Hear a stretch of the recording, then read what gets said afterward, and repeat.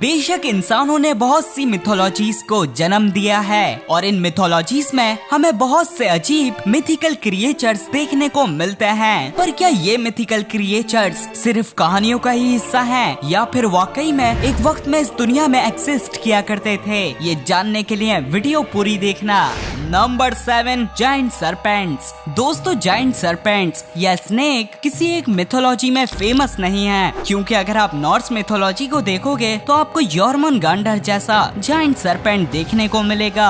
वहीं Egyptian mythology में भी हमें अपोफिस जैसा जायंट सर्पेंट देखने को मिलता है और इन दोनों ही मिथोलॉजी से पुराने हिंदुइज्म रिलीजन में भी हमें वासुकी नामी जायंट स्नेक देखने को मिलता है। असल में ये स्नेक्स रियलिटी में एग्जिस्ट किया करते थे। खास तौर में मैं यहाँ टाइटेनोबोआ और वासुकी इंडिकस की बात कर रहा हूँ, क्योंकि जहाँ टाइटेनोबोआ 42 फीट तक होते थे, जो कि ऑफ कोर्स सिटी बस के जितना साइज है, वहीं वासुकी इंडिकस 50 फीट तक होते थे, तकरीबन 3 लिमोजिन्स के बराबर। इसलिए तो ये दोनों जायंट स्नेक्स अपने जमाने के एपेक्स प्रेडेटर्स हुआ करते थे, जो किसी भी एनिमल का सांस रोककर उसे आसानी से निगल लिया करते थे। वैसे Titanoboa modern day south America continent में पाए जाते थे, जहां आज अमेज़न जंगल है, और वहीं वासुकी इंडिकस इंडिया के गुजरात स्टेट से डिस्कवर हुए थे, जिसका मतलब ये प्री हिस्टोरिक इंडियन सब कॉन्टिनेंट में पाए जाते थे। इसी वजह से इनका नाम भी हिंदुइज्म के वासुकी स्नेक से ही लिया गया है। नंबर 6, येटी और बिगफुट। दोस्तों, आपने 2 पैर में चलने वाले इंसान जैसे बंदर का तो जरूर सुना होगा। हिमालयन कल्चर में इसे येटी के नाम से जाना जाता है, जो बड़े बड़े ठंडे माउंटेन्स के पास रहता है। इवन एक दफा तो 1951 में माउंट एवरेस्ट के पास इनका फुटप्रिंट भी कैप्चर किया गया था, लेकिन हाँ, बाद में पता चला ये बेयर का फुटप्रिंट था।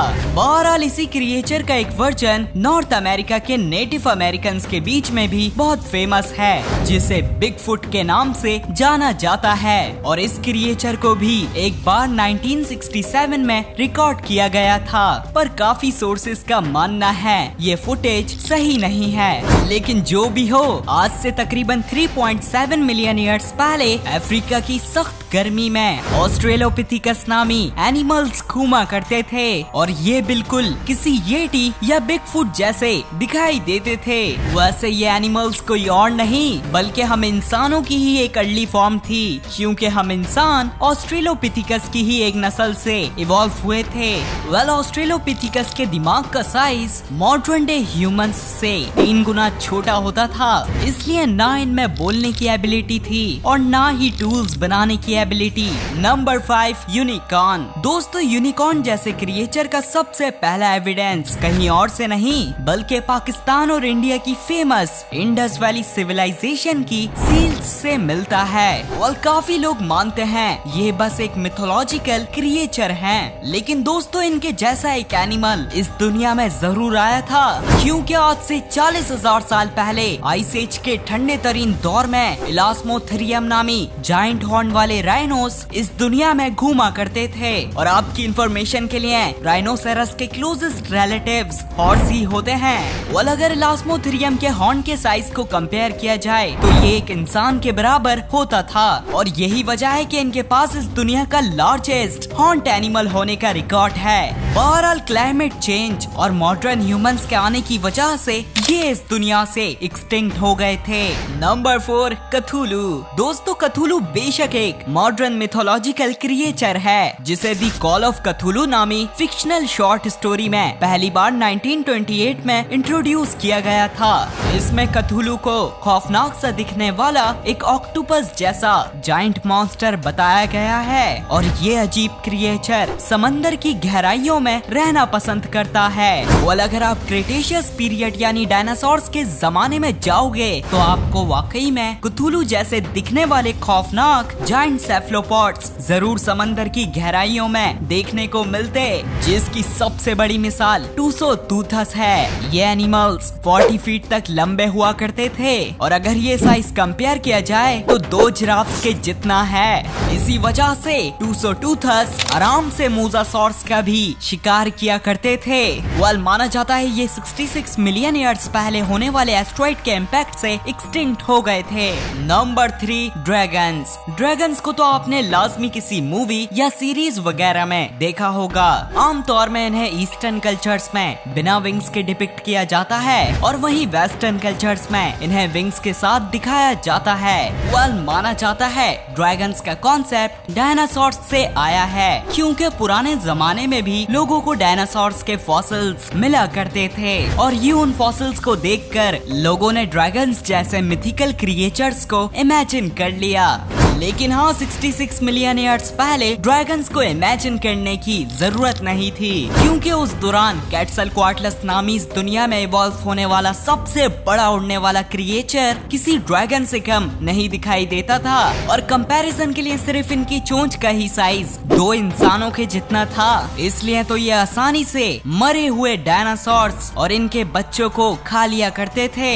वैसे क्वेटल्सकोआटल्स उड़ने वाली रेप्टाइल्स के ग्रुप टेरोसॉर्स को बिलोंग करते हैं और ये रेप्टाइल्स का ग्रुप क्रेटेशियस एक्सटिंक्शन में एक्सटिंक्ट हो गया था। नंबर 2 डॉर्फ्स। वेल डॉर्फ्स को तो हम लोग सब बचपन से ही कार्टून्स और मूवीज में देखते आ रहे हैं। असल में डॉर्फ्स कोई नई चीज नहीं है, बल्कि इनका जिक्र तो 1300 साल पुरानी नॉर्स मिथोलॉजी से ही चलता आ रहा है। खैर दोस्तों, आज से 50,000 साल पहले डॉर्फ्स सिर्फ कहानियों में नहीं बल्कि वाकई में इस दुनिया में घूमा करते थे। यहाँ मैं बात कर रहा हूँ इंसानों की सबसे छोटी नस्ल होमो फ्लोरिसिएंसिस की। इनका और मॉडर्न डे ह्यूमन का साइज कंपैरिजन तो आप देख ही सकते हो, इसलिए पॉसिबल है कि इन्हें अपने टाइम में कोमोडो ड्रैगन जैसे एनिमल्स से काफी मुश्किलात का सामना करना पड़ता होगा। वेल माना जाता है जब 1 लाख साल पहले फेमस होमो इरेक्टस इंडोनेशिया के फ्लोर्स आइलैंड में आए थे, तो ये आइलैंड डॉर्फिज्म नामी फिनोमिनन की वजह से छोटे होकर होमो फ्लोरिसिएंसिस में इवॉल्व हो गए थे। नंबर 1 लॉक नेस मॉन्स्टर। दोस्तों, तकरीबन 1500 सालों से स्कॉटलैंड के लॉक नेस नामी लेक में लोग एक मॉन्स्टर को देखने का दावा करते आ रहे हैं। लोग बताते हैं कि इस मॉन्स्टर की लंबी गर्दन है और ये किसी डायनासोर की तरह दिखाई देता है। वेल काफी रिसर्च करने के बाद आज तक ऐसा कोई जिंदा मॉन्स्टर तो डिस्कवर नहीं हुआ है और एक्सपर्ट्स का मानना है ये सिर्फ एक मिथिकल क्रिएचर ही है। लेकिन अजीब बात है, आज से 66 मिलियन ईयर्स पहले इस मॉन्स्टर जैसा क्या, बल्कि ये मॉन्स्टर रियलिटी में समंदरों में घूमा करता था, जिसे हम प्लीसियोसॉर्स के नाम से जानते हैं। माना जाता है ये साइज में 3 SUV कार्स के बराबर हुआ करते थे और ये साइज तो मिथिकल लॉक नेस मॉन्स्टर से भी बड़ा है। खैर दोस्तों, प्लीसियोसॉर्स ने इस दुनिया में 150 मिलियन ईयर्स तक राज किया था। बाद में क्रेटेशियस एक्सटिंक्शन में इनकी पूरी तरह से नस्ल खत्म हो गई थी। अब सवाल ये उठता है कि अगर प्लीसियोसॉर्स इतने पुराने जमाने में एक्सटिंक्ट हो गए तो लॉक नेस में लोग इन्हें 1500 सालों से कैसे देखते आ रहे हैं। मेरा ये मानना है कि शायद किसी को प्लीसियोसॉर का फॉसिल मिल गया होगा और उसी से उसने लॉक नेस मॉन्स्टर की कहानियों को जन्म दिया होगा। और अगर आपको वीडियो पसंद आई है तो इसे लाइक करें और मजीद ऐसी वीडियोस के लिए चैनल सब्सक्राइब करें। मिलते हैं नेक्स्ट वीडियो में, जब तक के लिए टेक केयर, बाय बाय।